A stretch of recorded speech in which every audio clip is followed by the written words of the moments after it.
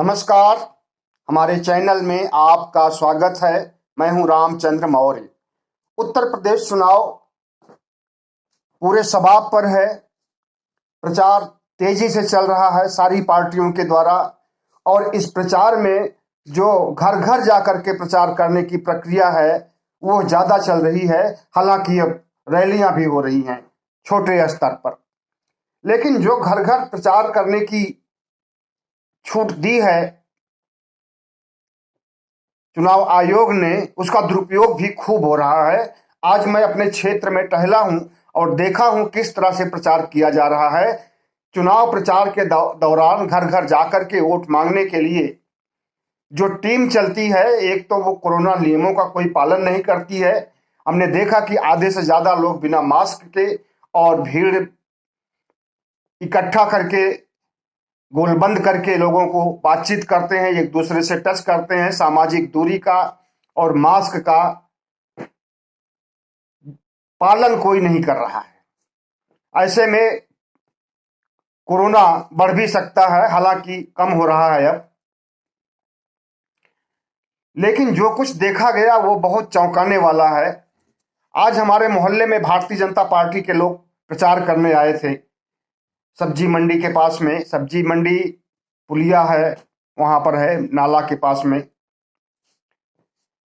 तो वहां पर देखा कि चुनाव प्रचार करने वाले लोग जिस तरह की बातें कर रहे थे कि अगर समाजवादी पार्टी को वोट दीजिएगा तो राम मंदिर का बनना रोक देंगे। मतलब धर्म का मुद्दा ये लोग इस ढंग से छोटे स्तर पर और बड़े स्तर पर भी उठा रहे हैं, जिसके लिए चुनाव आयोग इजाजत नहीं देता है। अब लगता है कि जैसे धर्म, राम और कृष्ण, शंकर जितने भी हैं उन पर सबकी इनकी बपौती है, और इनके चाहने से ही अयोध्या में राम मंदिर बन रहा है। सबसे पहले तो जो राम मंदिर बन रहा है उसमें भारतीय जनता पार्टी का कोई हाथ नहीं है।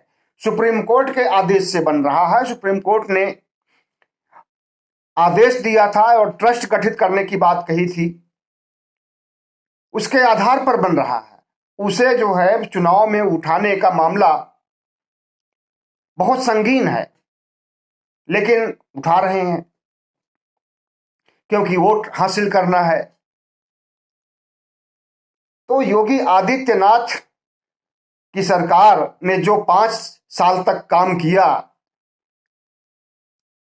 विकास कार्य मान लीजिए किया, जैसा कि वे दावा करते हैं अपने भाषण में, अपने विज्ञापनों में, हर जगह, तो उसका प्रचार करें। धर्म का प्रचार और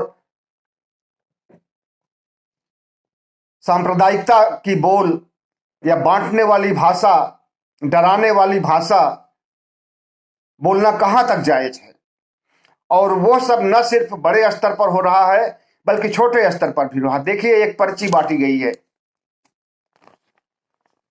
इसमें लिखा है महिला है, सुरक्षित है, अपराधी है, भयभीत है। अभी थोड़े दिनों पहले बुलंदशहर में जो घटना हुई वो घटना हाथरस की याद दिलाती है। और महिला अपराध में एनसीआरबी के डाटा बताते हैं कि योगी राज में महिला अपराध मायावती के राज से और अखिलेश के राज से कहीं ज्यादा हुआ है। तो ये जो पर्चों में परोसा जा रहा है ये सब झूठ है, झूठ का पुलिंदा है। इसके आगे क्या लिखा हुआ है? गुंडे और माफियों का खात्मा है। गुंडे और माफिया तो खत्म हो गए, लेकिन किसानों को जिंदा कुचलने वाले किसानों को आंदोलन करने के लिए उकसाने वाले, 3 कृषि कानून लाने वाले, और उस किसान आंदोलन के दौरान 700 से ज्यादा मौतों के लिए कौन जिम्मेदार है? भारतीय जनता पार्टी जिम्मेदार है। इसके अलावा इसमें लिखा है कि हो रहा है राम मंदिर का निर्माण। इनके बाप का है राम मंदिर जो निर्माण कर रहे हैं। सुप्रीम कोर्ट के आदेश के अनुसार हो रहा है, इसमें किसी पार्टी को क्रेडिट लेने की जरूरत नहीं है। अब हुआ कैलाश मानसरोवर भवन का निर्माण। इसके अलावा भारतीय जनता पार्टी के मुख्यालय भी तो बन गए हैं सारे जिलों में, और वो भी गगनचुंबी 5 सितारा, उसको भी बताइए। और वो पैसा कहां से आया? 24 घंटे हो रही है बिजली आपूर्ति, और बिजली की कीमत कितनी है? आजादी के बाद से सबसे ज्यादा कीमत सबसे बड़े राज्य उत्तर प्रदेश में इस समय है। किसानों की हालत खराब है बिजली के मामले में, और जहां तक 24 घंटे बिजली देने की बात है, कटौती भी होती है, ये झूठ का पुलिंदा है। और 300 यूनिट बिजली फ्री देने की हिम्मत है आप में? समाजवादी पार्टी ने तो हिम्मत की है। अपराध का खात्मा करती है पुलिस, अपराध का खात्मा नहीं, अपराधी ही बनती है पुलिस। और भारतीय जनता पार्टी के लोगों को, जो अपराधी हैं, उनको संरक्षण देती है पुलिस, और बिना पैसा लिए एफआईआर नहीं करती है पुलिस। पुलिसिया अत्याचार हर जगह है उत्तर प्रदेश में। गाजियाबाद, प्रयागराज, प्रतापगढ़, इन जिलों का तो मैंने देखा है अपनी आंखों से कि किस तरह से पुलिसिया राज है, किस तरह से उगाही होती है, किस तरह से बिल्डरों से, सप्लायर से, बिल्डिंग मटेरियल सप्लायर से, और झुग्गी झोपड़ी के पास में जो पान की दुकान गुमटी होती है, उन लोगों से किस तरह से पुलिस उगाही करती है, हफ्ता वसूलती है, रंगदारी वसूलती है। सब कोई जानता है, पूरा उत्तर प्रदेश जानता है। तो पुलिस क्या कर रही है, इसके बारे में न बताइए। एक्सप्रेस वे है यूपी किसान, एक्सप्रेस वे है यूपी किसान, किसने बनाया, किसके समय में बनना शुरू हुआ? और एक्सप्रेस वे बनाया क्यों जाता है? ज्यादा माल खाने को मिलता है उसमें। सड़कें बनना बंद हो गई हैं, सड़कों पे हर जगह गड्ढे गड्ढे हैं। Express way, fly over, elevated road, metro underpass है, सुगम है यातायात। इस तरह से बहुत सारी बातें कही गई हैं इसमें। कांवड़ यात्रा के बारे में, मतलब कि इनके पास नवरात्रि के बारे में, मतलब धार्मिक अंधविश्वास और पाखंड बढ़ाने के मामले में भारतीय जनता पार्टी की जो भूमिका होती है, उसे ये राष्ट्रवाद कहते हैं और धर्म कहते हैं, और उसी के नाम पर वोट भी मांगते हैं। कांवड़ यात्रा एक अंधविश्वास और पाखंड, जिसे कि कानून बनाकर के खत्म करना चाहिए। दिमागी रूप से गुलाम, दिमागी रूप से पैदल चलने वाले, जिनके पास बुद्धि नहीं होती, वो कांवड़ उठाते हैं।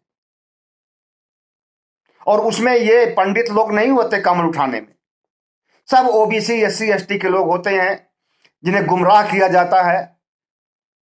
कभी प्रेमचंद ने लिखा था कि जिस क्षेत्र में, जिस जगह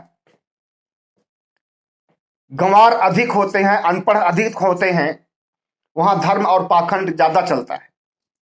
तो हमारे देश को इसीलिए गंवार और अशिक्षित बनाया जा रहा है, और नई शिक्षा नीति के तहत भी बनाने का कोशिश की जा रही है, कि ताकि ये गंवार हमेशा बने रहें, धर्म और पाखंड को मानते रहें, अंधविश्वास को मानते रहें, और इन्हीं अंधविश्वास और पाखंडों का फायदा ये उठाते रहें, कभी राम मंदिर के नाम पर, कभी कांवड़ के नाम पर, तो कभी मंदिरों में चढ़ावा चढ़ाने के आधार पर अपना पेट भरते रहे। तो ये है भारतीय जनता पार्टी का चाल चरित्र, चेहरा, जिसे समझने की जरूरत है। खास करके ओबीसी, एससी, एसटी के मतदाताओं को समझने की जरूरत है कि भारतीय जनता पार्टी कभी राष्ट्रवादी नहीं हो सकती, भारतीय जनता पार्टी कभी विकास नहीं कर सकती है। अगर वो कर सकती है तो किसानों को कुचल सकती है, बलात्कार कर सकती है, बलात्कार करवा सकती है, बलात्कारियों को संरक्षण दे सकती है, मुसलमानों के खिलाफ मार डालो, काट डालो की भाषा इस्तेमाल कर सकती है। यही काम है भारतीय जनता पार्टी का, और इसी में महारत हासिल है, और इसी के आधार पर वोट खींचने की, वोट पाने की कोशिश करती है। साथियों, आज जो दौर चल रहा है, इस दौर में भारतीय जनता पार्टी एक ऐसी पार्टी है जो लोकतंत्र की हत्या पर आमादा हो चुकी है। एक तरफ देश को बेच रही है, जितने भी पीएसयू थे बेच दिए, जितने भी एयरपोर्ट थे, बंदरगाह थे, सब के सब बेच दिए, और जो कुछ बाकी है उसको भी बेचती जा रही है। और दूसरी तरफ सांप्रदायिकता का माहौल इतना घिनौना और घटिया ढंग से कर रही है, या साधु संतों के बहाने उन्हें उकसा करके उनसे करवा रही है। यह सब बहुत ही गंभीर मसला है, और इस मसले पर, गंभीर मसले पर आपको वोट करना है। किसानों ने भी कहा है कि वोट पर चोट करना है, और पूरे किसान जो किसान आंदोलन में एक साल से बैठे हुए थे, धरने पर, आंदोलन पर, प्रदर्शन कर रहे थे, उनके साथ भी कितना बड़ा धोखा हुआ है, कितना बड़ा बड़ा छल कपट और वादा खिलाफी का काम किया है मोदी ने। और उसका बदला चुकाने के लिए भारतीय संयुक्त किसान मोर्चा पूरे प्रदेश में घूम घूम करके, सिर्फ उत्तर प्रदेश में ही नहीं, जहां जहां चुनाव हो रहे हैं हर जगह घूम करके ये संदेश दे रहे हैं कि भारतीय जनता पार्टी को किसी भी हाल में हराना है। और जो ये सांप्रदायिक कार्ड खेल रहे हैं, इसके बारे में भी लोगों को जागरूक करने की जरूरत है। कैराना का मामला हुआ और धर्म का मामला हुआ, अभी देखिए ओवैसी के ऊपर हमला कराया गया। आप ये समझ लीजिए कि ओवैसी को भारतीय जनता पार्टी की ए टीम है और मायावती बी टीम है। ये जो हो रहा है, कराया जा रहा है, संयोग नहीं है, ये प्रयोग हो रहा है। प्रयोग कैसे? भारतीय जनता पार्टी को पता है कि उसे एक भी मुसलमान वोट देने वाला नहीं है, तो उसने ओवैसी को पकड़ा और खड़ा कर दिया, और ओवैसी को हिंदू महासभा की ओर से उसके ऊपर आक्रमण कराया गया, गोली चलवाया गया, ताकि मुसलमानों का एक मुश्त वोट ओवैसी को मिल जाए। और ओवैसी कल अगर 25 सीटें भी लेकर के आता है तो वो भारतीय जनता पार्टी की हारती हुई सरकार को समर्थन दे सकती है। उसी तरह से मायावती हैं, अभी तक बिल में घुसी हुई थी, अब निकल करके बाहर आई हैं, और जिस तरह से उन्होंने मुसलमानों को वोट ज्यादा टिकट दिया है, इससे यही इंगित होता है, इससे यही ध्वनित होता है कि भारतीय जनता पार्टी के इशारे पर मुसलमानों का वोट हासिल करने के लिए, मुसलमानों का समर्थन पाने के लिए मायावती का इस्तेमाल कर रही है भारतीय जनता पार्टी। अगर भारतीय जनता पार्टी अपने से सरकार नहीं बना सकती है, उसकी बहुमत की सरकार नहीं बनती है, तो इन्हीं ओवैसी की ए टीम से और मायावती की बी टीम से मदद लेकर के वो सरकार बनाने की जोड़ तोड़ करेगी, कोशिश करेगी।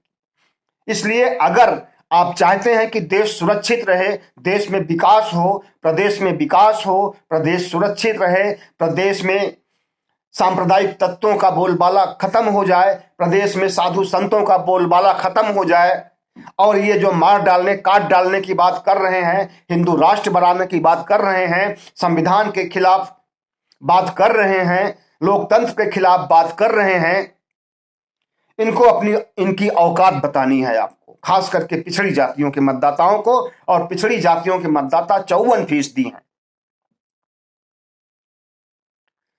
1931 में जब जनगणना हुई थी, अंग्रेजों ने ओबीसी की गणना कराई थी, उसमें निकल करके आया था कि 54% ओबीसी हैं देश भर में। उसके बाद से ओबीसी की जनगणना हुई ही नहीं, और एक षड्यंत्र और एक साजिश के तहत वो जनगणना नहीं कराई गई।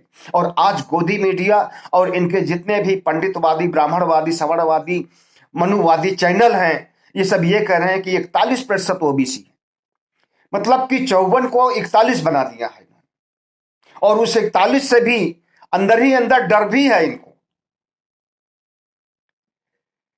लेकिन 41 जो 54% है बहुजनों की संख्या, पिछड़ों की संख्या, बहुजनों को मिला देंगे तो और बढ़ जाएगी। 20% तो यही हो गए आपके अनुसूचित जाति जनजाति के हो गए। लगभग 75% में ओबीसी, एससी, एसटी जिसे बहुजन कहते हैं, इससे ज्यादा ही होगा, बल्कि 85% हैं बहुजन समाज के लोग। और इनकी जनगणना ना करके इनके आत्मबल को, इनके आत्मविश्वास को डाउन करने के लिए ऐसा किया गया है। तो जो ओवैसी पर हमला कराया गया हिंदू महासभा की तरफ से, वो हमला संयोग नहीं, प्रयोग है, और उस प्रयोग के पीछे इनकी एक रणनीति है, और उस रणनीति को जयंत चौधरी ने भी समझ लिया है, और उन्होंने आगाह भी किया अपनी रैलियों में, लोगों को बताया भी मुस्लिम क्षेत्र के रैलियों में कि भारतीय जनता पार्टी जो कहती है वो करती नहीं, और जो करती है वो कहती नहीं है। इनका एजेंडा छुपा हुआ होता है, वो चाहे हिंदू राष्ट्र का एजेंडा हो, और वो चाहे किसानों के खिलाफ हो एजेंडा, वो चाहे किसानों की खेती बेचने की इनका षड्यंत्र हो, किसानों की जमीन पर कब्जा करने का इनका इरादा हो, वो चाहे एनआरसी और सीएए ला करके लोगों की नागरिकता छीनने की इनकी मंशा हो, सब इनका एक छिपे एजेंडे के तहत काम चलता है। कहते कुछ और हैं, करते कुछ और हैं। अब सीएए एनआरसी में कहा जा रहा है कि नागरिकता छीनने नहीं, नागरिकता देने के लिए लाया गया। पाकिस्तान से, बांग्लादेश से जितना वहां हिंदू हैं सबको यहां बुलाया जाएगा, उनको नागरिकता दी जाएगी। हमारे देश की जनसंख्या कम है जो आप पाकिस्तान से और बांग्लादेश से और बर्मा से बुलाइएगा। जितनी जनसंख्या है उसी को नौकरी दीजिए, उसी से काम कराइए। उसको तो आप नौकरी भी नहीं दे पा रहे हैं, जो नौकरियां मिली थी उसको छीन भी लिए हैं, और बात कर रहे हैं कि हम बाहर के देशों से हिंदुओं को बुलाएंगे और यहाँ के मुसलमानों को दोयम दर्जे का इंसान बनाएंगे, यहाँ के दलितों को, पिछड़ों को दोयम दर्जे का इंसान बनाएंगे, उनसे प्रमाण पत्र मांगेंगे, उनका निवास का प्रमाण पत्र दीजिए, और जो आइडेंटिटी कार्ड है, जो आधार कार्ड वगैरह है, उसको मानेंगे नहीं, और उनकी नागरिकता खत्म कर देंगे। नागरिकता खत्म कर देंगे तो तानाशाही करेंगे देश में। प्रजातंत्र है ये, यहां पर नागरिकता नहीं खत्म हो सकती, याद रखिए। और एनआरसी सीएए को फिर से लाने की भूल नहीं कीजिएगा, नहीं तो अब लोगों की आंखें खुल चुकी हैं। किसान आंदोलन ने लोगों को अलर्ट कर दिया है, किसान भी अलर्ट हो गए हैं और ओबीसी, एससी, एसटी के लोग भी अलर्ट हो गए हैं। इसलिए अब वो भूल नहीं कीजिएगा, वरना जहां से आप आए थे बियाबान में राजनीतिक वनवास जिस तरह से झेल रहे थे, उसी बियाबान में, उसी वनवास में फिर से चले जाओगे, और अब की बार जाओगे तो फिर लौट के नहीं आओगे, सिर्फ ओबीसी, एससी, एसटी का राज होगा। और आप निश्चित रूप से जान लीजिए कि जितनी चेतना आ रही है पिछड़ी जातियों में, अति पिछड़ी जातियों में, और ये अनुसूचित जातियों, अनुसूचित जनजातियों में, मुसलमानों में, अब तुम 10% ब्राह्मण और मुट्ठी भर बनिए और मुट्ठी भर राजपूत, इनका कॉम्बिनेशन काम नहीं करेगा। क्योंकि जब एक तरफ 54% और 20% और 22% रहेगा तो तुम्हारी दाल गलने वाली नहीं है। और जिस तरह से एजुकेशन का विकास हुआ है, तुमने तो किया नहीं है कुछ, सब कुछ प्राइवेट हाथों में दे दिया या बेच दिया, आप बेचते भी जा रहे हो। पहले की सरकारों ने जो किया था, और इस देश में जो एक तुम्हारे विपरीत में आंदोलन चल रहा है, दलित आंदोलन और अंबेडकरवाद का आंदोलन और बुद्धिज्म का आंदोलन, उसने दलितों, पिछड़ों के अंदर बहुत चेतना भर दी है। अब वो दलित नहीं रह गया जो पहले था, अब हर दलित अंबेडकरवादी हो गया है। और ये समझिए कि अंबेडकरवाद ब्राह्मणवाद का बहुत बड़ा दुश्मन है। सबसे पहले बाबा साहेब भीमराव अंबेडकर ने ही कहा था कि राम, कृष्ण, शिव, पार्वती, दुर्गा, मुर्गा जितने भी हैं, इनका परित्याग करो। यह बात उन्होंने 14 अक्टूबर 1956 को कही थी, और लाखों बहुजनों को उन्होंने बुद्धिस्ट बनाया था, और खुद भी बुद्धिस्ट बने थे। तो यह समझ लीजिए कि उत्तर प्रदेश का चुनाव एक हिंदुत्व की प्रयोगशाला मानी जाती है, आरएसएस की प्रयोगशाला मानी जाती है। लेकिन अब ये आरएसएस की प्रयोगशाला नहीं रहेगी। अब यहां पर पिछड़ों में और बहुजनों में जागरूकता आ गई है। अब आपने क्या देखा कि भारतीय जनता पार्टी से टूट करके स्वामी प्रसाद मौर्य और उनके साथ 15 विधायक और कई मंत्री आए हैं ओबीसी के, और इससे आपकी रीढ़ टूट चुकी है और चुनाव बिल्कुल नहीं जीत सकते हो, इतना गारंटी है। हिंदू मुस्लिम करने पर वोट मिलने वाला नहीं है, बहुत पुराना कार्ड पर पड़ चुका है। राम मंदिर का मामला है, धर्म का मामला है, कुछ वोट मिल सकता है इसमें, जो बेवकूफ और गधे टाइप के ओबीसी SC ST हैं उनका वोट मिल सकता है। लेकिन जो समझदार है, थोड़ा भी समझदार है, और इतना समझ लीजिए कि जो समझदार हैं उन गधों को ठीक कर रहे हैं। जितने भी अंबेडकरवादी विचारधारा के लोग हैं उन्होंने बोल दिया है अपनी पत्नियों से, बहनों से कि सिंदूर नहीं लगाना है, या ब्राह्मणवादी कोई भी प्रतीक धारण नहीं करना है, और यहां तक कि होली, दिवाली, नवरात्रि, जितने भी बनाए हुए पाखंड और त्योहार हैं इनको नहीं मानना है। तो इस तरह से ये प्रयोगशाला, अब हिंदुत्व की प्रयोगशाला जो कभी उत्तर प्रदेश हुआ करता था और राम कृष्ण और शिव के आधार पर लूट मचाते थे, तबाही करते थे और अन्याय करते थे, शोषण करते थे, अत्याचार करते थे, वो अभी भी हो रहा है आपके द्वारा। हाथरस का कांड हुआ, सवालवाद राजपूतों ने किया और तुम खुद राजपूत हो, कहलवा दिया अपने पुलिस अधिकारी से, आला पुलिस अधिकारी से, कि बलात्कार तो हुआ ही नहीं। CBI ने जांच किया तो कहा सब कुछ हुआ है, बलात्कार भी हुआ है, हत्या भी हुई। उसी तरह से बुलंदशहर में अभी अभी हुआ है, इसका भी असर पड़ेगा चुनाव पर। और जितने भी बलात्कार कांड हुए हैं सब में लड़कियों को मार दिया जाता है और जला दिया जाता है, और पुलिस करती है ये घिनौना काम, और तुम्हारे इशारे पर करती है। इस चीज को जनता समझ गई है, ओबीसी SC ST के लोग समझ गए हैं कि कितना घिनौना व्यवहार, कितनी घिनौनी सोच है। एक पिछड़ी जाति का जो उप मुख्यमंत्री बनता है उसको स्टूल पर बैठाओगे?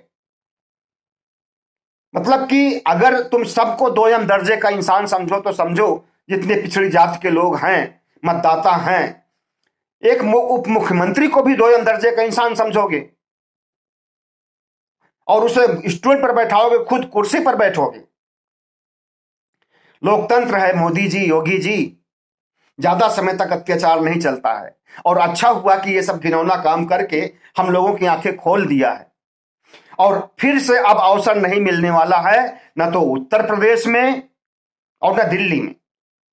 उत्तर प्रदेश का ही रास्ता दिल्ली जाता है, सब लोग कहते हैं ऐसा, ठीक है, मान लिया जाता है।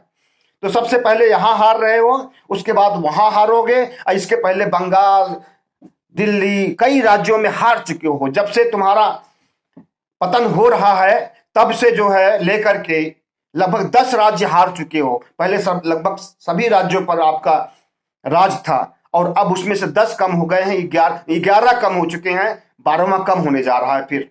और पंजाब में तो कभी रहे